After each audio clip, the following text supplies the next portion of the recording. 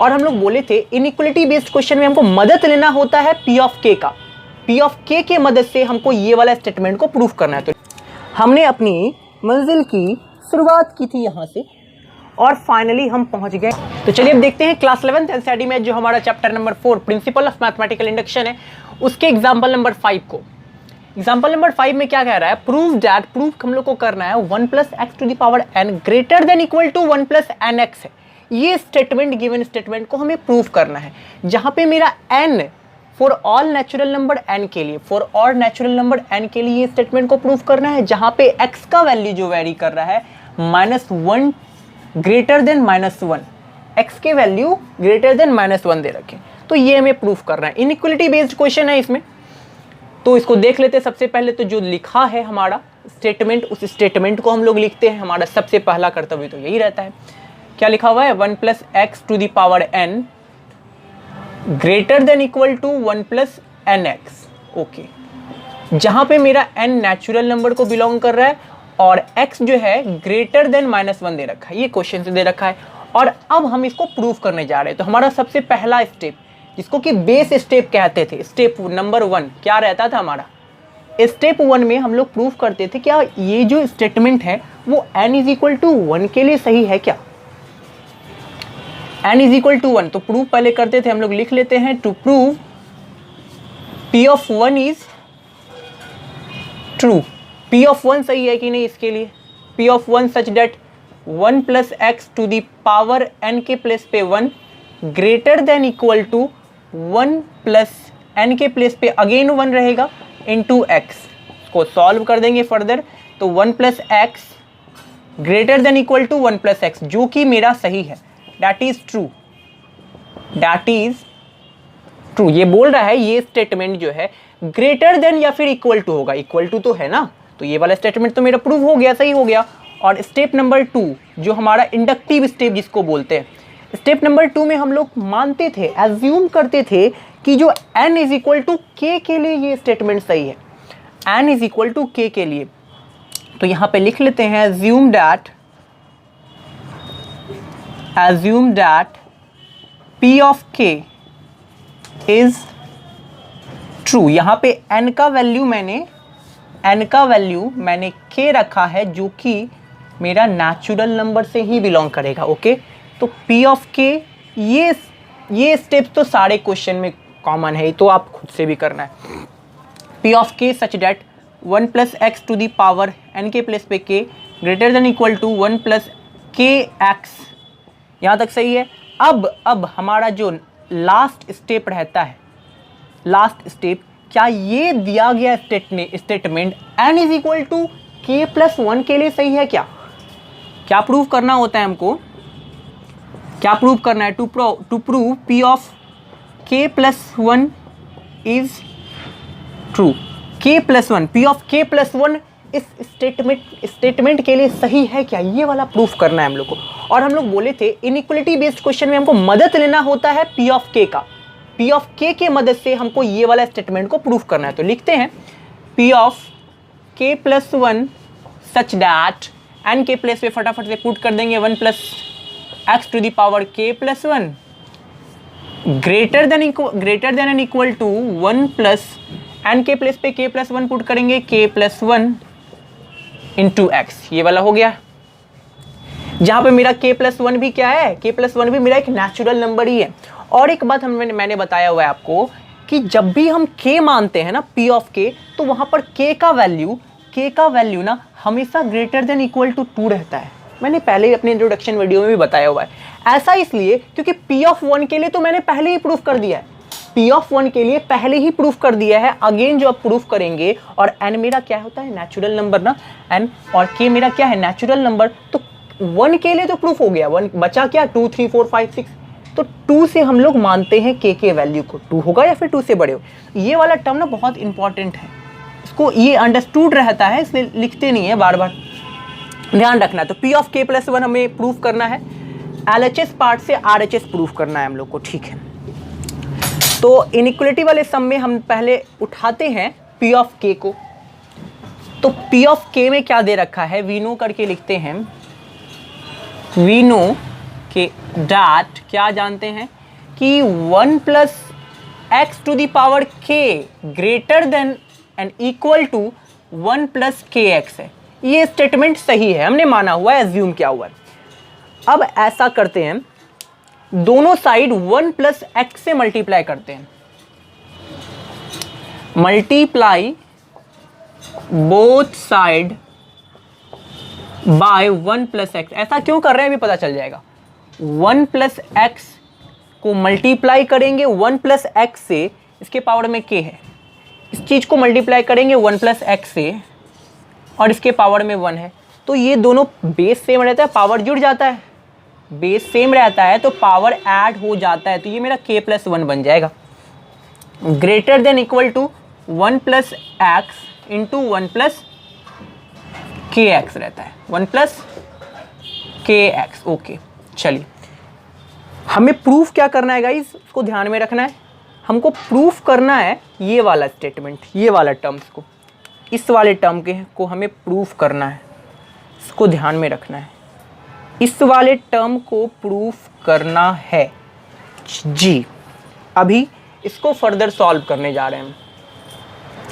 ये तो मेरा 1 plus X to the power K plus 1 हो गया, इसके जैसा मिल रहा है ना, इस वजह से मैंने ऐसा किया है।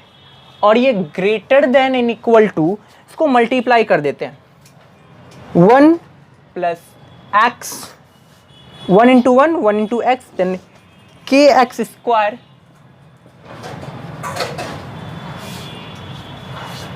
के X plus K X square हो जाएगा।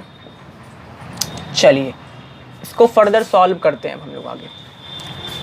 1 plus X K plus 1 greater than equal to, इस दोनों टर्म में मेरा x कॉमन है, इसको कॉमन ले लेते हैं। 1 प्लस के into x plus K X square, 1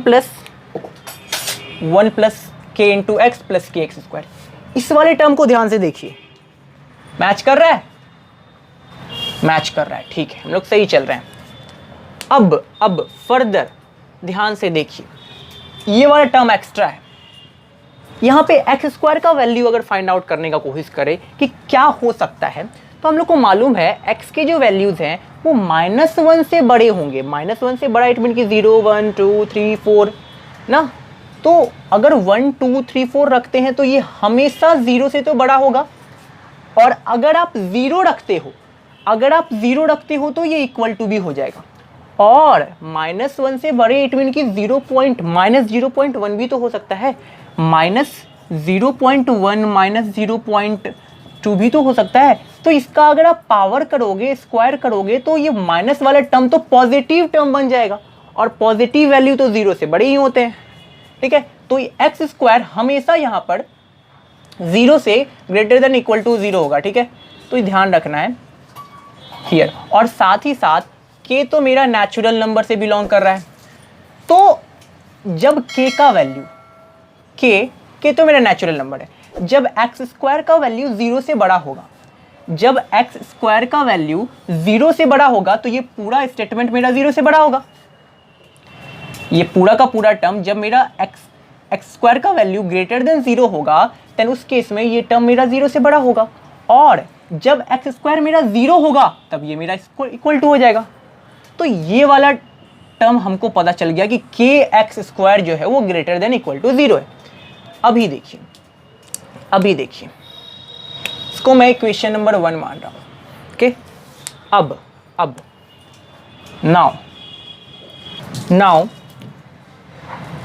अब इस टर्म को जरा फील कीजिएगा जो हम लिखने जा रहे हैं। 1 प्लस के लिख दे या फिर k प्लस 1 लिख दे, बात तो इक्वल ही है। इसको k प्लस 1 कर देते हैं। k plus 1 into x plus K X square, ये हमारा दिया हुआ है। और इसको हम कह रहे हैं greater than equal to 1 plus K plus 1 into X. ये वाला टर्म मैंने लिखा हुआ है। और दोनों को अगर ऑब्जर्व कीजिएगा तो यहाँ तक इक्वल ही दे रखा है। तो ये वाला जो अब ये वाला जो साइन है वो डिपेंड करेगा अब इस टर्म पे। जब ये वाला टर्म 0 से बड़ा होगा तो ये पूरा का पूरा टर्म, ये दोनों तो सेम है ना, ये दोनों सेम है, ये वाला टर्म अगर 0 से बड़ा हो जाएगा तो ये पूरा का पूरा टर्म इससे बड़ा हो जाएगा। लेकिन अगर ये वाला टर्म 0 हो गया तो इतना प्लस 0 तो इतना ही रह जाएगा, तब उस केस में ये दोनों इक्वल हो जाएंगे। तो ये वाले टर्म समझ गए। और इसको देते हैं इक्वेशन नंबर हम 2। अब देखिए, इस वाले टर्म से बड़ा हो सकता है ये, ग्रेटर देन इक्वल टू दोनों हो सकते हैं ना। तो इस वाले टर्म से ये बड़ा होता है, अगर इस वाले टर्म से ये बड़ा है, इस वाले टर्म से ये बड़ा है, और इस वाले टर्म से ये बड़ा है, इस वाले टर्म से ये बड़ा है, और इस वाले टर्म से, ये जो मैंने यहां पे लिखा हुआ है, इस वाले टर्म से ये बड़ा है।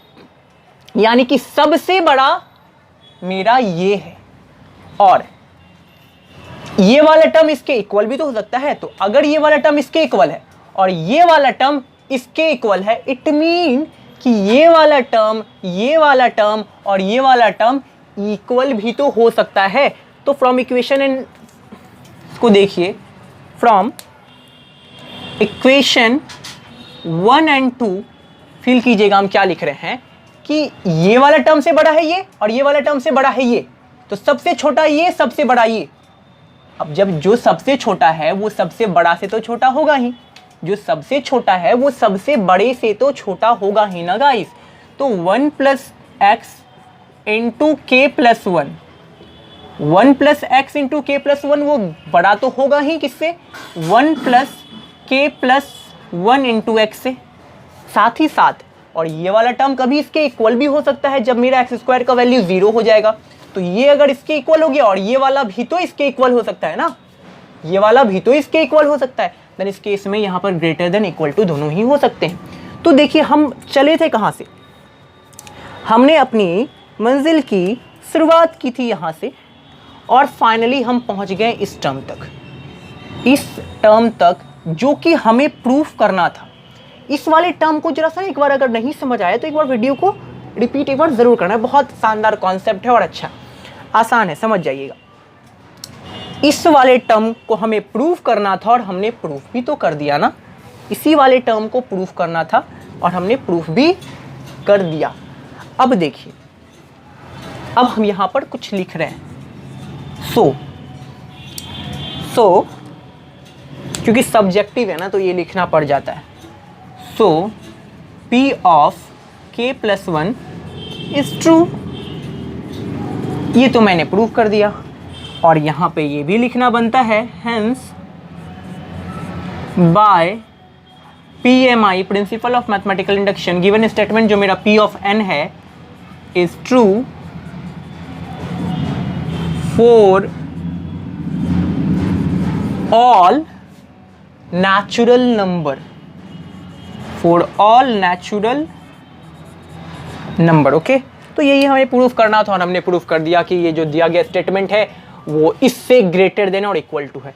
हमने पहले P ऑफ 1 प्रूफ किया, देन P ऑफ K को एज्यूम किया, और P ऑफ 1 से P of K plus 1 proof करते करते करते हमने यहाँ पे प्रूफ कर दिया इसे। तो अब देखते हैं एग्जाम्पल नंबर 6 को, जस्ट इसके बाद।